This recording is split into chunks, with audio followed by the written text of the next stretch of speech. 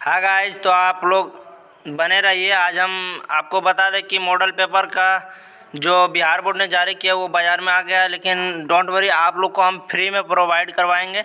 आप लोग हमारे चैनल पर बने रहिए। और आज हम टॉप 5 सब्जेक्टिव सोशल साइंस का सब्जेक्टिव इंपॉर्टेंट क्वेश्चन जानने जा रहे हैं, जो कि हर एग्ज़ाम में पूछा जाता है। तो चलिए स्टार्ट करते हैं। और आपको बता दें, टेलीग्राम लिंक डिस्क्रिप्शन में मिलेगा और इसका जो आलसी लोगो इसका PDF लिंक डिस्क्रिप्शन में आप उससे लिख सकते हैं। या इससे पहले वीडियो अच्छा से देख लें, क्योंकि इससे आपको समझ में आएगा। तो चलिए बिना लेट स्टार्ट करते हैं। तो ये पहला क्वेश्चन है, चुनाव आयोग पर एक टिप्पणी लिखें। तो चलिए स्टार्ट करते हैं। ये देखिए, बहुत ही सरल भाषा में आपको सॉल्व करेंगे, आप लोग बने रहिए केवल। तो चुनाव आयोग पर एक टिप्पणी लिखें। तो इसका आंसर देखिए ये होता है, चुनाव आयोग एक प्रकार की संस्था है। ये एक संस्था है जो कि आप लोग जानते हैं, ये बहुत ही देश के लिए बहुत ज़रूरी है। देश में चुनाव कराने का काम चुनाव आयोग का होता है। जो चुनाव होता है, अभी होने वाला मुखिया का चुनाव, उसमें जो है देश को चुनाव कराने का, इसमें जो है चुनाव आयोग ही ये कराएगा। ठीक है। चुनाव आयोग में सबसे बड़े अध्यक्ष को मुख्य निर्वाचन आयुक्त कहते हैं। इसमें जो सबसे बड़ा अध्यक्ष होता है, चुनाव आयोग के सबसे बड़े अध्यक्ष को मुख्य निर्वाचन आयुक्त कहते हैं। और इसकी नियुक्ति इसका जो नियुक्ति होती है वो राष्ट्रपति के द्वारा होती है। ठीक है। और राज्य में भी चुनाव होते हैं, राज्य में भी चुनाव के बड़े अधिकारी होते हैं। राज्य में चुनाव कराने का काम चुनाव आयोग का ही होता है। इसके अध्यक्ष जो होते हैं मुख्य निर्वाचन पदाधिकारी कहते हैं। ठीक है। और चुनाव चिन्ह आवंटित करने का काम चुनाव आयोग का होता है। जो चुनाव चिन्ह जो देखते हैं आप, बैगन छाप, झोपड़ी छाप, स्कूल छाप, विद्यालय, ऐसा जितना भी छाप होता है सब चुनाव आयोग उसको देता है।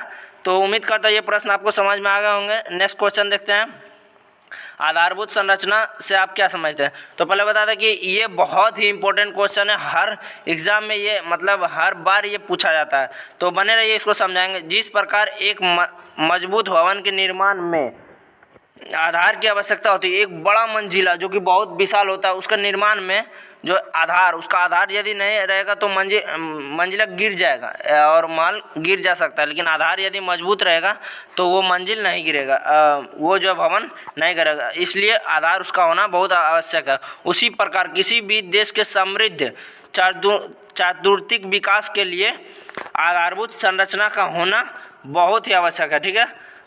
उस देश के लिए सहायता होता है। देश के विकास उसके आधारभूत संरचना पर निर्भर करती है। जैसे आधारभूत संरचना, जैसे विद्यालय एक ऐसी जगह है जहाँ पे जो है देश के बच्चे पढ़ते हैं और इससे देश का भविष्य बनता है।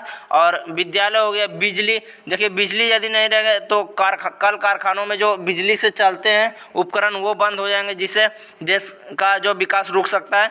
और विद्यालय, हॉस्पिटल यदि नहीं रहेंगे तो जो है ऐसा होगा कि सब जो बीमार होंगे तो वापस सही नहीं हो पाएंगे। सड़क, ये परिवहन का काम करता है। सड़क के द्वारा हम लोग सड़क पे परिवहन का कार्य होता है, एक जगह से दूसरे जगह जो मिलाती है सड़कें।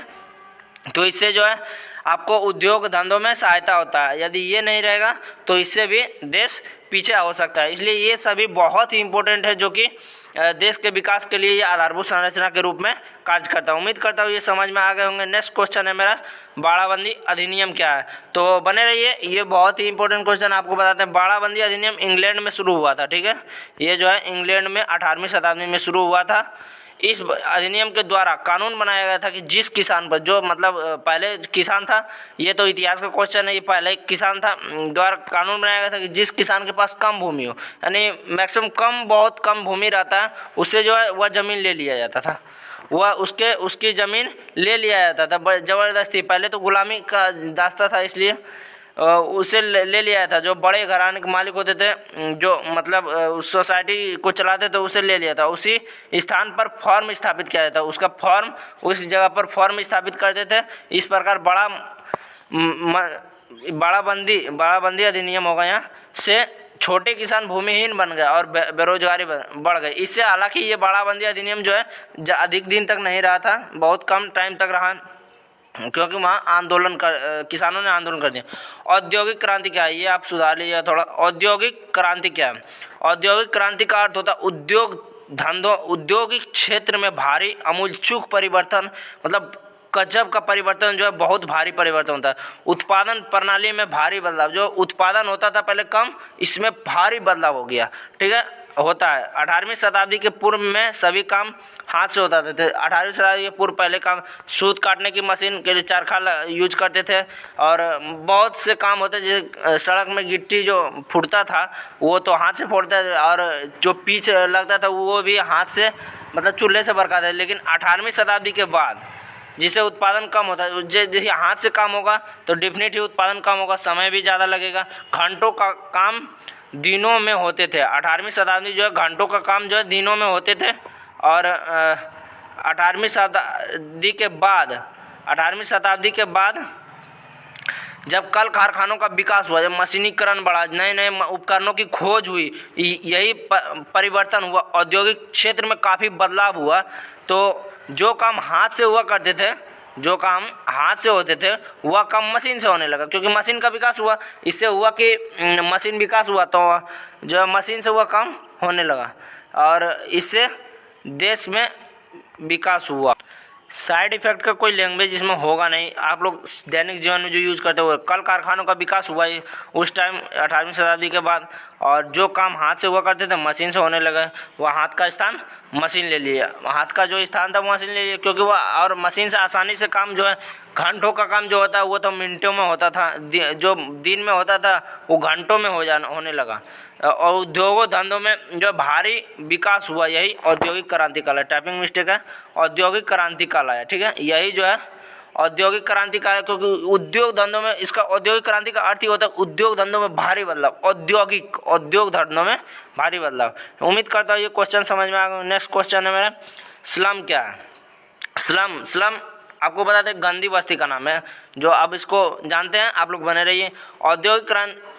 औद्योगिकरण की प्रक्रिया से स्लम का निर्माण हुआ, ठीक है। औद्योगिकरण जब हुआ, जब मशीन बढ़ा, तो ये स्लम का निर्माण हुआ। अब किस कारण हुआ देखते हैं आगे, और ये कैसे उत्पन्न हुआ, ये क्वेश्चन भी है। औद्योगिक क्रांति की प्रक्रिया ने कल कारखाने खुले गांव, देखिए औद्योगिकरण की प्रक्रिया से कल कारखाने खुले, आपको अभी हम पहले बताएं, क्योंकि औद्योगिकरण की प्रक्रिया में जो मशीनीकरण का विकास हुआ था, गांव के मजदूर काम की तलाश में शहर जाने लगे, शहर में जाने लगे। जब देखिए गांव मशीनीकरण कहाँ विकास होगा, अधिकतर शहर में होगा, क्योंकि वहाँ और घनी आबादी और उपकरणों की वहाँ बहुत सहायता होती है, इसलिए शहर में वहाँ विकास हुआ।